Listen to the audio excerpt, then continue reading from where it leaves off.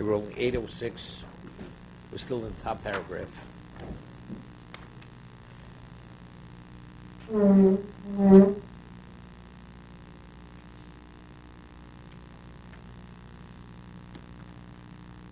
Nitzel mikol genus. He's removed from anything which is inappropriate.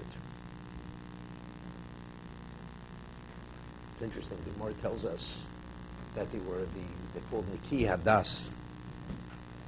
People who, Niki Hadas means they were pure in everything they did in their lives.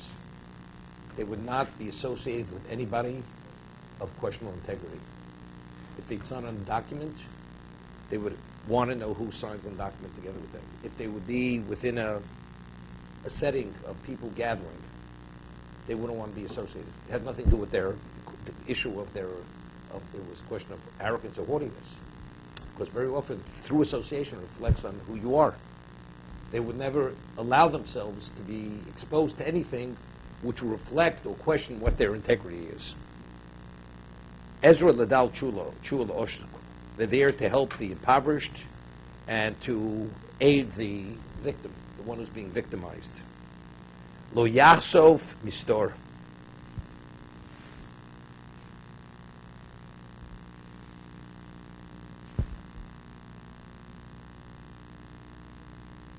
What is Lo Yachsov Mistor? How does he explain this? Wait, where is it?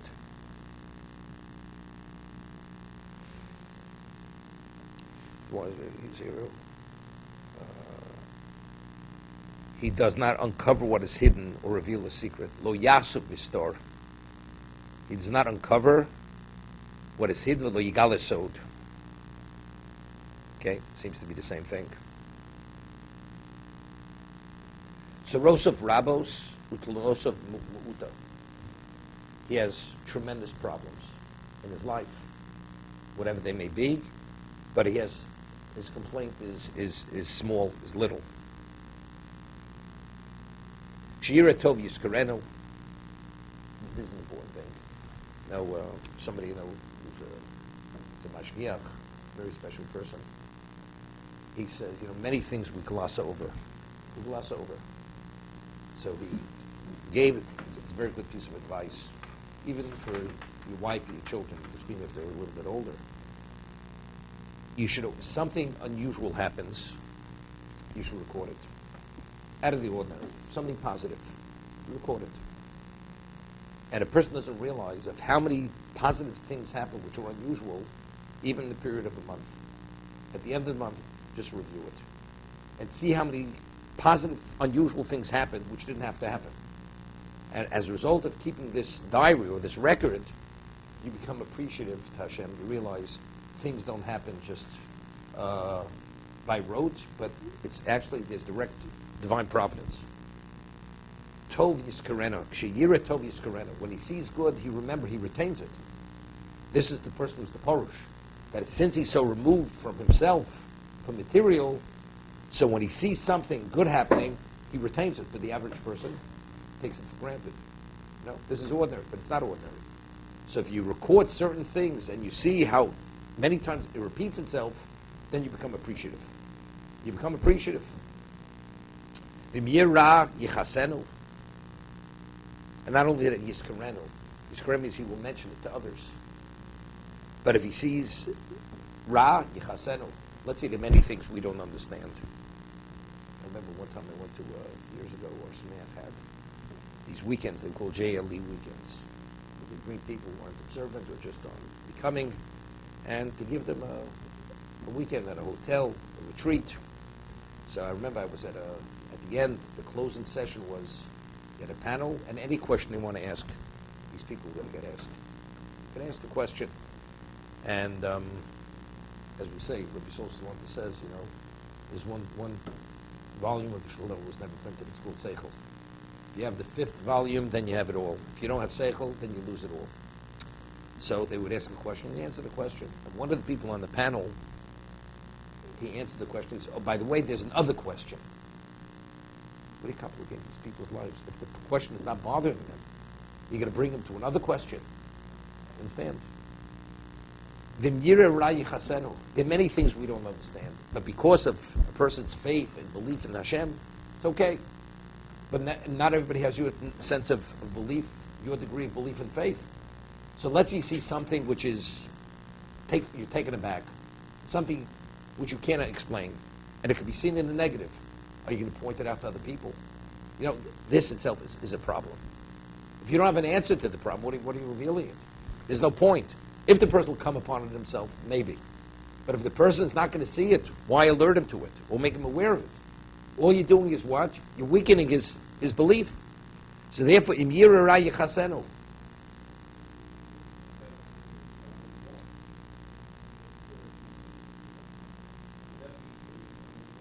If it affects the person negatively, it's a stumbling block.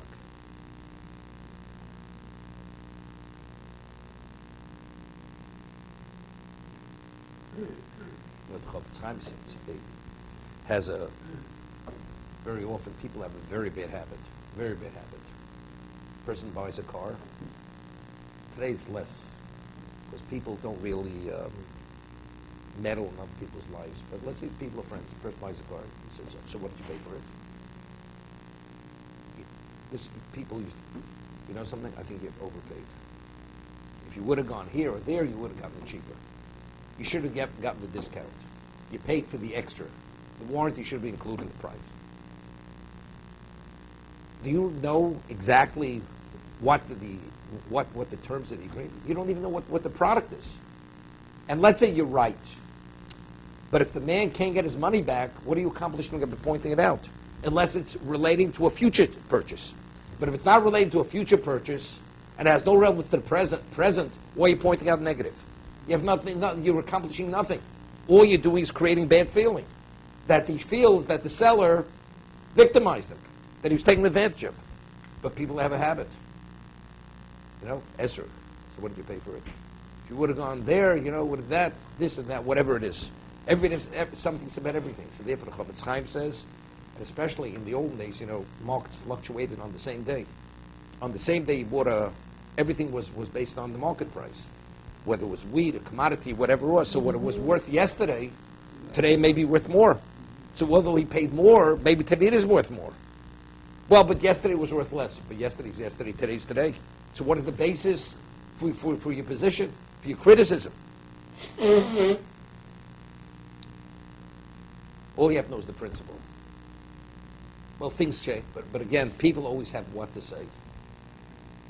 A person has a decorator.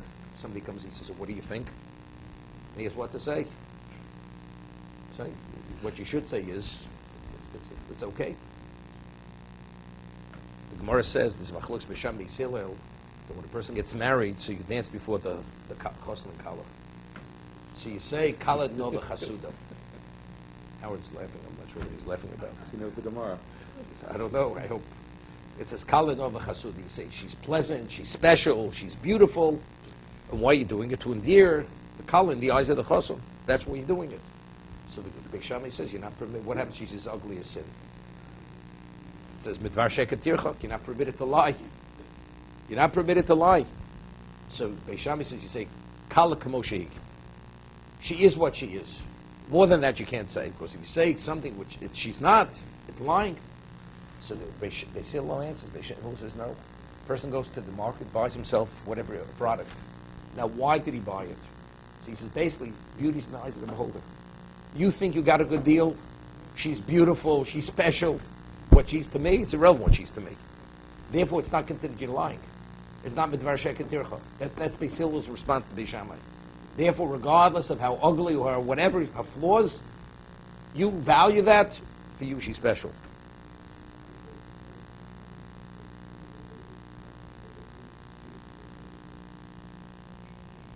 Okay? I'm not getting to understand. I'm not getting, but I'm just saying. But it's the same thing. It's the same thing. A person buys something. He thinks it's good. You see their flaws or whatever. It's not perfect. Okay.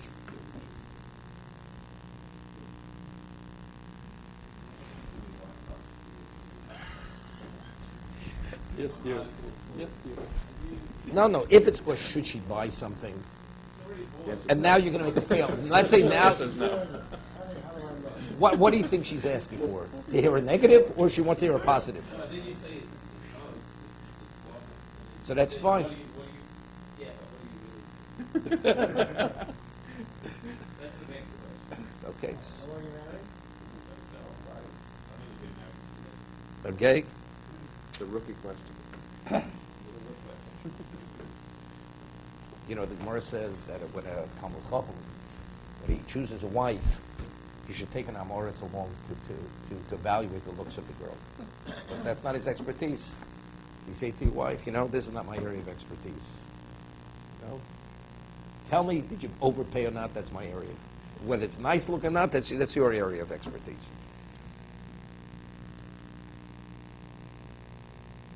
Rotzi v'zach. He's rotzi, he's accepted by people, and he's pure. Pikech v'yirei shamayim. He's seen as a person who's wise, and he fears God. Chevroso b'simcha.